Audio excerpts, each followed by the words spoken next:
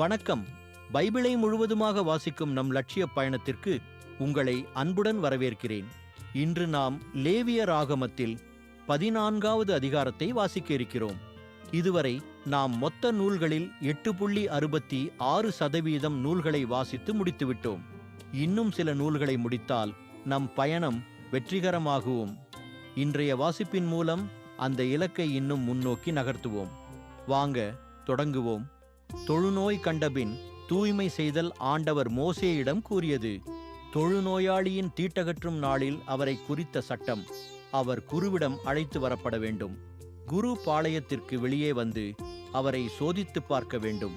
தொழுநோயாளியின் நோய் குணமாயிற்று என குரு கண்டால், தீட்டு அகற்றப்பட இருப்போரை உயிருள்ள குறையற்ற 2 குருவிகளையும், ஒரு கேதுரு மரக்கட்டையையும், கருஞ்சிவப்பு நூலையும், ஈசோப்பையும் வாங்கி வருமாறு பணிப்பார். மண்பாண்டத்தில் ஊற்றிய ஊற்று நீரில் குருவி ஒன்றின் கழுத்தை அறுப்பார். உயிருள்ள குருவியையும், கேதுரு மரக்கட்டையையும், கருஞ்சிவப்பு நூலையும், ஈசோப்பையும் எடுத்து இவை அனைத்தையும் உயிருள்ள குருவியையும் ஊற்று நீரில் கழுத்தறுக்கப்பட்ட குருவியின் குருதியில் தோய்ப்பார். தொழுநோயால் ஏற்பட்ட தீட்டை அகற்றப்படவிருப்போரின் மீது 7 முறை தெளித்து அவரது தீட்டை அகற்றுமாறு உயிருள்ள குருவியை திறந்த வெளியில் விட்டுவிடுவார். தீட்டு அகற்றப்படுவோர் தம் உடைகளை துவைத்து தம் தலையை மழித்து நீராடியதும் தூய்மையாவார்.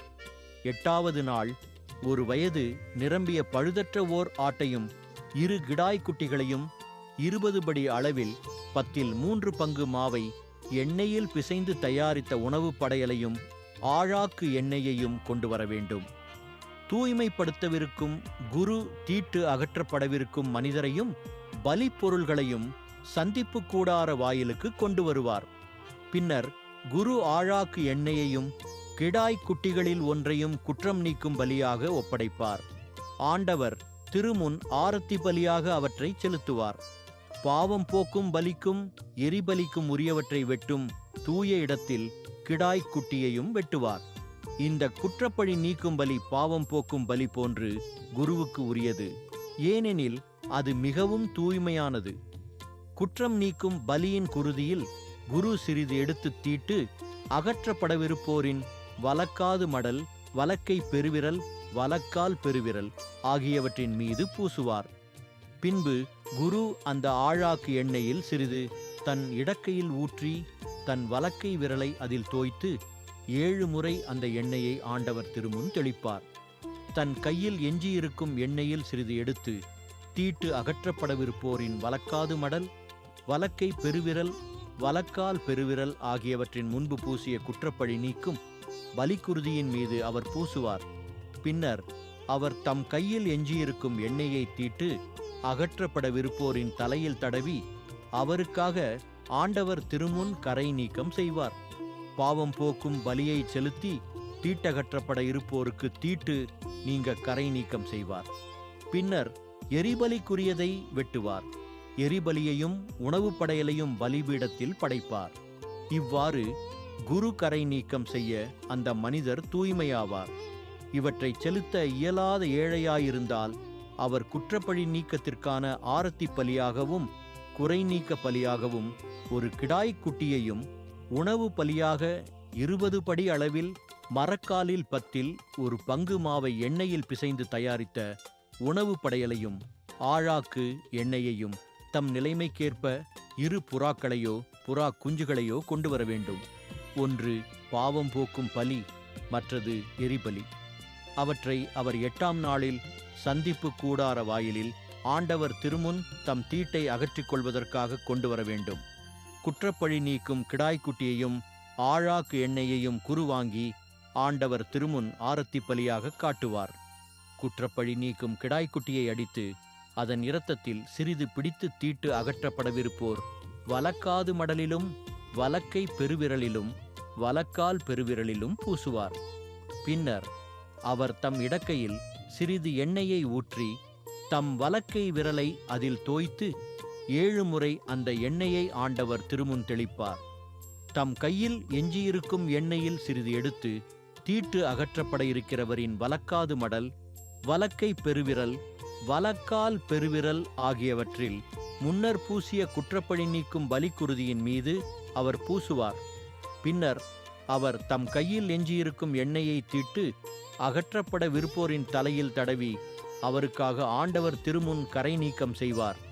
பின்னர் தீட்டு அகற்றப்படவிருப்போர் தம் நிலைமைக்கு தக்கவாறு கொண்டு வந்த புறா எனினும் புறா குஞ்செனினும் அவற்றில் ஒன்றை பாவம் போக்கும் பலியாகவும் மற்றதை எரிபலியாகவும் உணவு படையலோடு படைப்பார். இவ்வாறு குரு தீட்டு அகற்றப்படுவோருக்கு ஆண்டவர் திருமுன் கரை நீக்கம் செய்வார். தம்மை தூய்மையாக்கிக் கொள்ள போதுமானவற்றை கொண்டுவர இயலாத தொழுநோயாளிக்கு உரிய சட்டம் இதுவே. தொழுநோய் வீடு ஆண்டவர் மோசேயிடமும் ஆரோனிடமும் கூறியது: உங்களுக்கு உடைமையாக நான் வழங்கும் கானான் நாட்டிற்கு நீங்கள் வந்த பின்னர் அங்குள்ள ஒரு வீட்டில் தொழுநோயை நான் வரச் செய்தால் அந்த வீட்டின் உடைமையாளன் என் வீட்டில் நோய்க்கான அறிகுறி தென்படுகிறது என குருவுக்கு அறிவிக்க வேண்டும். குரு நோயை சோதித்து பார்க்கச் செல்லும் முன் வீட்டிலுள்ள அனைத்தையும் வெளியேற்றுமாறு கட்டளையிடுவார். இல்லையேல் வீட்டிலுள்ள அனைத்தும் தீட்டெனக் கருதப்படும். பின்னர் நோயை சோதிப்பதற்காக குரு வீட்டினுள் நுழைவார். அவர் நோய் பற்றியிருக்கும் இடத்தை பார்வையிடுவார். வீட்டுச் சுவர்களில் பச்சையும் சிவப்புமான கரையிருந்து அப்பகுதி சுவர்பரப்பை விட குழிவாயிருந்தால் குரு வீட்டை விட்டு வெளியே வந்து வாயிலை 7 நாள் அடைத்து வைப்பார். 7ஆம் நாள் மீண்டும் வந்து சோதித்து பார்ப்பார். அங்கு நோய்க்குறி சுவர்களில் பரவ கண்டால் அந்த இடத்திலுள்ள கற்களை பெயர்த்து நகருக்கு வெளியே தீட்டான இடத்தில் போட பணிப்பார். வீட்டின் உட்சுவரை செதுக்கப்பட்ட பூச்சுமண்ணை நகருக்கு வெளியே தீட்டான இடத்தில் கொட்டிவிட்டு பெயர்த்த கற்களுக்கு பதிலாக வேறு கற்களை கொண்டு வந்து வேறு மண்ணை எடுத்து பூசச் சொல்வார். கற்களை மாற்றி சுவரை கொத்தி பூசி புதிதாக்கிய பின்னர் அந்நோய் வீட்டில் மீண்டும் தென்பட்டால் குரு வந்து பார்ப்பார். நோய் வீட்டில் இடம் பெற்றதெனில் அது வளரும் தொழுநோய், அது தீட்டு. எனவே வீட்டை இடித்து அதன் மரங்களையும் மண்ணையும் நகருக்கு வெளியே தீட்டான இடத்தில் கொட்ட வேண்டும். வீடு அடைக்கப்பட்டிருந்த நாள்களில் அதனுள் செல்பவன் மாலை வரை தீட்டுள்ளவன். வீட்டிலே படுத்திருந்தவனும் அவ்வீட்டில் உணவுண்டவனும் தங்கள் உடைகளை வெளுக்க வேண்டும். குரு வீடு பூசப்பட்ட பின் மீண்டும் வந்து அங்கு நோய் பரவவில்லை எனக் கண்டால் அந்த வீடு தூயது என அறிவிப்பார். ஏனெனில் நோய் குணமாகிவிட்டது. வீட்டின் கரையை நீக்க 2 குருவிகள், கேதுருக்கட்டை, சிவப்பு நூல், ஈசோப்பு ஆகியவற்றை குரு எடுப்பார். ஒரு குருவியை மண்பாண்டத்தில் உள்ள ஊற்று நீரில் கொல்வார். கேதுருக்கட்டையையும் ஈசோப்பையும் சிவப்பு நூலையும் உயிருள்ள குருவியையும் கொல்லப்பட்ட அக்குருவியின் குருதியிலும் ஊற்று நீரிலும் தோய்த்து வீட்டின் மேல் 7 தரம் தெளிப்பார். குருவியின் குருதி, ஊற்று நீர், உயிருள்ள குருவி, கேதுருக்கட்டை, ஈசோப்பு, சிவப்பு நூல் இவற்றால் கரை நீக்கம் செய்வார். உயிருள்ள குருவியை குடியிருப்புக்கு வெளியே மைதானத்தில் விட்டுவிட வேண்டும். இவ்வாறு வீட்டிற்கான கரை நீக்கம் செய்ததும் அது தூய்மையாகும். இது அனைத்து தொழுநோய்க்கும், சொறிக்கும் உடைப்பத்துக்கும், வீட்டு நோய்க்கும், வீக்கம், சிரங்கு, வெள்ளைமரு ஆகியவற்றிற்கான சட்டம். எப்போது தீட்டு, எப்போது தூய்மை என முடிவு செய்வதற்குரிய தொழுநோய்க்கான சட்டமும் அதுவே. நாம் 1189 அதிகாரங்களில் 104 அதிகாரங்களை நிறைவு செய்துவிட்டோம்.